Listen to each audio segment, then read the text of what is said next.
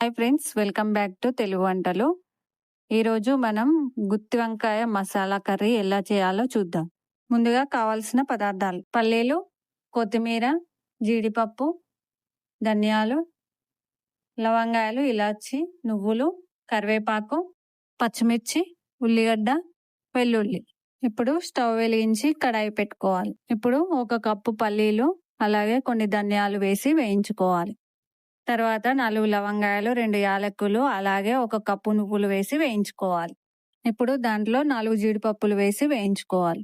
1 cup కుడక పొడి వేసి వేయించుకోవాలి. వేయించుకున్న తర్వాత స్టవ్ ఆఫ్ చేసుకోవాలి. ఒక 10 నిమిషాలు చల్లారబెట్టుకోవాలి.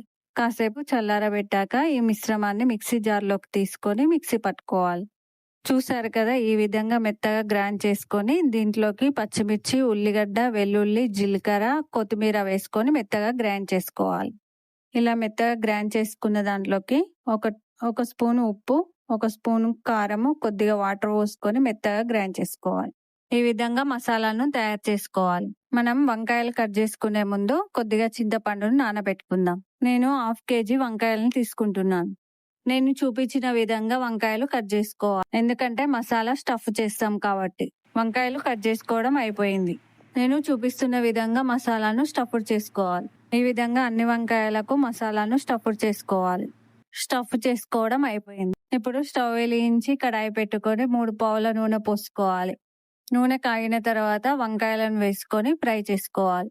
వంకాయలలోని స్టఫ్ బయటికి రాకుండా నెమ్మదిగా కలుపుకుంటూ వంకాయలను వేయించుకోవాలి.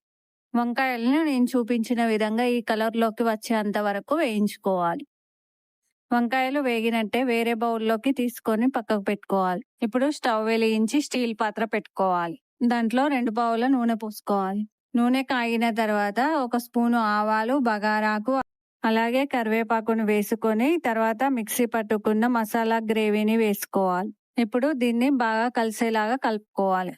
కొంచెం పసుపు, 2 స్పూన్ల కారము, కొద్దిగా మెంతి పొడిని వేసి కలుపుకోవాలి. ఈ విధంగా కలుపుకున్న తర్వాత కొద్దిగా చింతపులుసును పోసి కలుపుకోవాలి.